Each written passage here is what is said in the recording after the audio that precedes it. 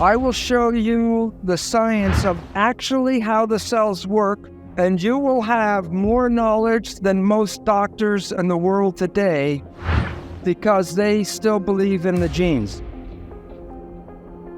Every cell in your body has a minus voltage on the inside and positive voltage on the outside. Every cell, every live cell is a battery.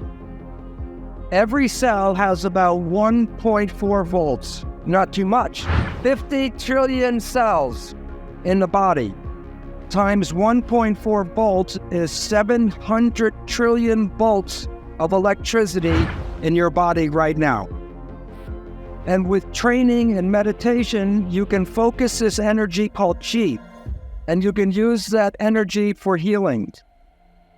With that much voltage, people can self-combust. Every function in your body is already present in every cell. So where you have an organ in your body, the cell has an organelle, which means miniature organ. So the textbooks talk about the nucleus is equal to the brain. The nucleus is not the brain. The nucleus is the gonad. The nucleus does not control the cell. The nucleus is reproduction of the parts. So if you are dead and you still have your protein body, what's missing? The signal. So when a signal binds to a protein, what happens to the protein? It moves. It makes behavior. If you are healthy, your behavior is good. But if you have a dis-ease, the behavior is not right. What can cause disease?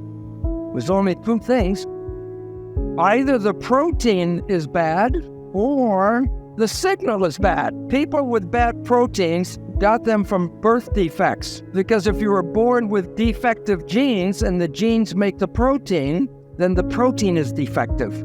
But less than 5% of the population has birth defects. That means 95% of the people should have a healthy, happy existence. But if you were one of the healthy people and now you are sick, what would cause the problem? There are only 3 ways to mess up the signal. 1, trauma. So if I fall off the stage and wrench my back, the signal is interfered with. Number 2, toxins. If the chemistry is not good inside the body, the signal cannot be passed through bad chemicals. Both of these interfere with the propagation of the signal. But the third one is thought, the mind. There is nothing wrong with the body. It's just sending the wrong signal at the wrong time. So if you change your thought and your mind, you can change the biology. And the mind is the primary cause of illness on our planet today. What is the name of the switch that controls your biology? Perception. And why that's important is that it's you and how you see the world that controls the biology. We have been given misinformation. When people say a gene turned on and a gene turned off, it sounds like the genes make decisions. Here is the simple truth. A gene is a blueprint. The gene does no control. The gene is never on or off. The gene is red or not red. And what do you think controls the signal? Perception. You are not the victim of your genes because you controlled your genes. One gene blueprint using epigenetic control can make 30,000 different proteins from one blueprint.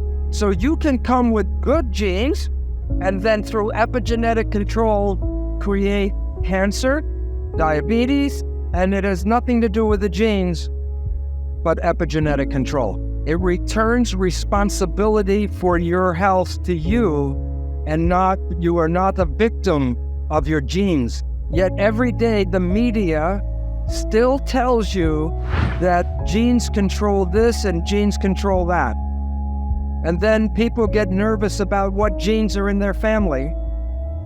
And as Greg Braden said before, if you look for the disease, you can create the disease through epigenetics. Right now, it appears that about 95% of cancer is not because of mutant genes, but because of epigenetic control.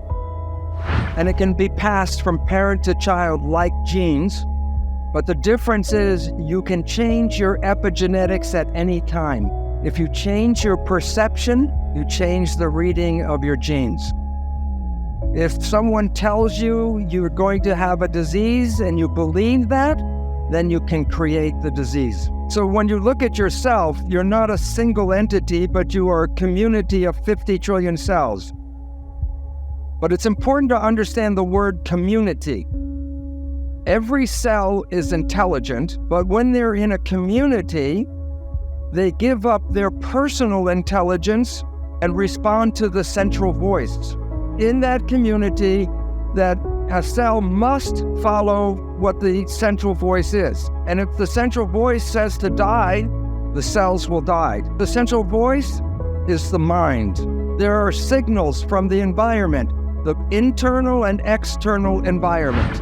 The brain, the function of the brain is to perceive the signals and then interpret those signals and then send the information to the cells to control the behavior and the genetics. So the function of the brain is perception, and from that creates the mind. Now, we have heard of something called the placebo effect, right? The placebo effect is when you have a very positive thought that something can heal you, even if it's a sugar pill, but you believe it's the real medicine, then you can heal yourself with that. So the pill didn't heal you, it was the thought that healed you. Statistics reveal that 1/3 of all medical healings, including surgery, are the result of the placebo effect. And this is what medicine does not tell you, is that there is negative thinking, and it's called the Nocebo effect. And in the same power that positive thinking can heal you, negative thinking can kill you. Point is that negative thinking can create all the effects of chemotherapy.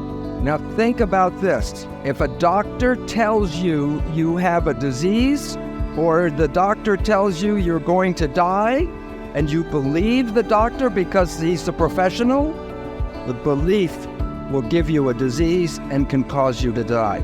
So belief becomes an important part of medicine. Now, many of you have heard about the drug Prozac. Every year, billions of dollars are spent on buying Prozac. And here's a surprise, that the Prozac is no better than a sugar pill, so that it is a placebo drug.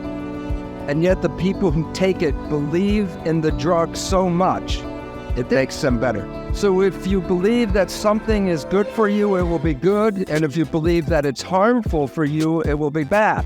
So the question is, if we are so able to be healthy and young, why do we get sick? And one of the most important reasons is stress. And the function of the stress hormones is to take the energy of the body and get it all to run and fight. So the stress hormones will shut off the functions of things that will not be needed in fight or flight.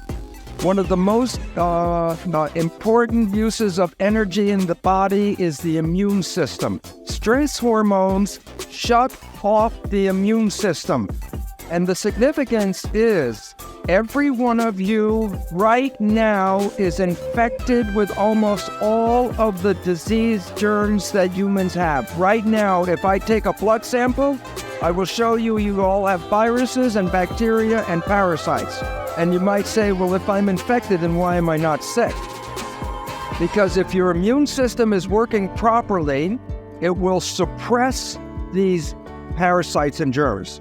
But the moment you start to shut off the immune system, then these organisms begin to start growing again. So the idea that you catch a disease is not really true. You already have the disease. And the medical people call these germs and parasites opportunistic organisms. So if you are under stress and you shut off the immune system, then you give these organisms the opportunity to then make the disease. And yet, when we get some of these diseases, we go to the medical doctor and they give us drugs to kill the germs and the bacteria. Well, this is very helpful if the disease is going very quickly. That was not the problem in the first place. The problem was stress that shut off the immune system. So to get healing is, okay, treat the disease, but also treat the stress.